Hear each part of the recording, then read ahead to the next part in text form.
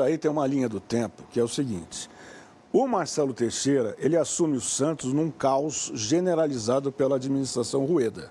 Sim. Devendo para todo mundo, sem dinheiro para contratar e num espaço de tempo muito pequeno, consegue formar um time que chega à final do Campeonato Paulista.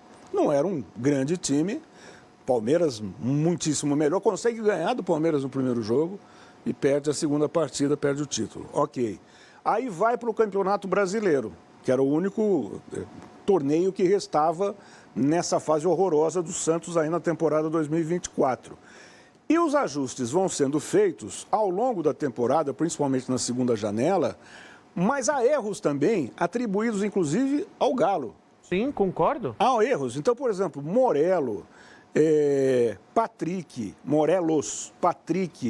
Billy Arce, Yusufa, La Quintana, né? O tal do Miguelito, que eu acho que não é um erro, mas foi muito mal aproveitado pelo Carille, porque ele está na seleção da Bolívia, garoto de 17 para 18 anos, e não joga no time principal do Santos.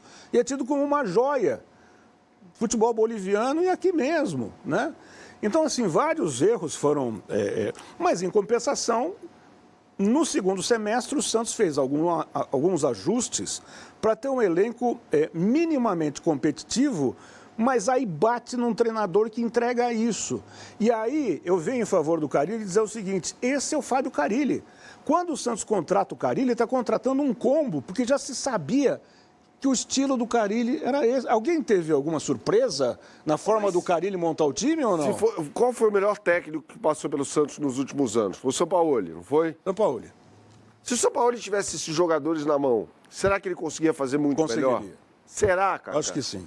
Eu acho que será? Ele tiraria mais desse elenco. Ele tirou muito de um time que tinha Jorge jogando bem, Luan Pérez, Gustavo Henrique, Lucas Veríssimo, Pato Sanches, Soteldo, Marinho. Não era pouca coisa. Não estou minimizando o trabalho do Sampaoli de forma nenhuma. Mas aquele time custou 100 milhões de reais. Tinha o Cueva que ele pediu para aquele time. Tinha o Cueva também. Né? 100 milhões de reais. Havia jogadores melhores. Sim. Ele foi um time que foi vice-campeão brasileiro e sapecou 4 no Flamengo na última rodada. Né? O Flamengo era o time fortíssimo, o melhor Flamengo dos últimos... Agora, o Marcelo ele fez uma mágica financeira para ter boa parte desse elenco aí. Não, eu acho que a promessa, inclusive, do tal do gatilho de renovação, caso o Santos subisse para a Série A. Eu acho que a gente pode discutir o trabalho do Galo como diretor executivo. O Santos montou um bom time para disputar a Série B do Campeonato Brasileiro. Não dava para o Santos inchar o elenco, porque ele só teria o Campeonato Paulista e o Campeonato Brasileiro da Série B para disputar. Ou seja, não disputou a Copa do Brasil. Exatamente. Ele não tinha um calendário farto, certo? O Carille, ele conseguiu montar minimamente uma equipe competitiva, mas ela jogou muito mais durante o Campeonato Paulista, porque o Santos consegue fazer um bom campeonato na primeira fase. Ele vence o São Paulo no Morumbi, ele vence o Bragantino. O Bragantino agora tá mal, mas ele começa a temporada bem, certo? Um time competitivo. Ele vence o Bragantino em Itaquera, ele vence o Palmeiras na primeira fase da competição, aliás, na primeira final, no primeiro jogo da final. Ele vence o Corinthians estava mal, mas era um clássico, certo? E aí ele vai para o Campeonato Paulista, você vê o Santos o tempo inteiro oscilando. E ninguém estava pedindo que o Santos fosse avassalador na Série B, mas que fosse minimamente uma equipe competitiva, sobretudo dentro de casa. O Santos sofreu com o Avaí, o Santos sofreu com a Ponte Preta. Contra a Ponte Preta, eu passo pano para o Carille, tá? Eu não passo. Eu passo pano para o Carille. Por quê? Eu vou deixar o Berna falar também. O Santos estava vencendo o jogo com um homem a mais. Se não houvesse técnico no banco de reservas, aqueles jogadores tinham obrigação de dar vitória para o Santos. Não dá para colocar tudo na conta do técnico. Mas Santos sofreu contra o Mirassol, Santos sofreu contra a Ponte Preta, contra o Avaí, agora contra o CRB. E eu posso citar outros jogos. Goiás.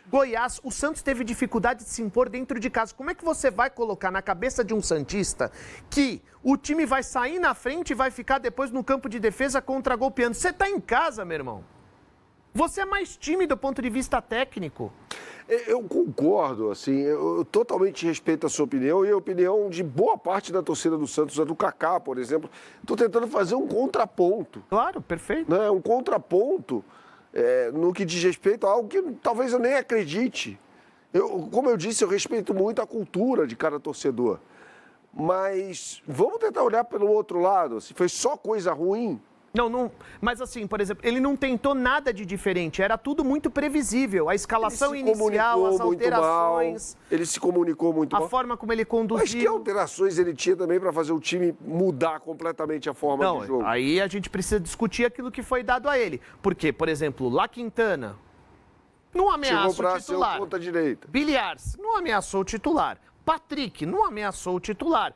Mas... E veio caro, hein? Claro, evidente. Só o Wendel que foi titular, o Escobar que foi trocado pelo Felipe Jonathan apareceu no time principal. O Wendel não melhorou o ataque do Santos, convenhamos. É a mesma coisa que o Furk, né? 6 por meia Ele fez o gol no jogo contra o Curitiba. Tudo bem, mas assim...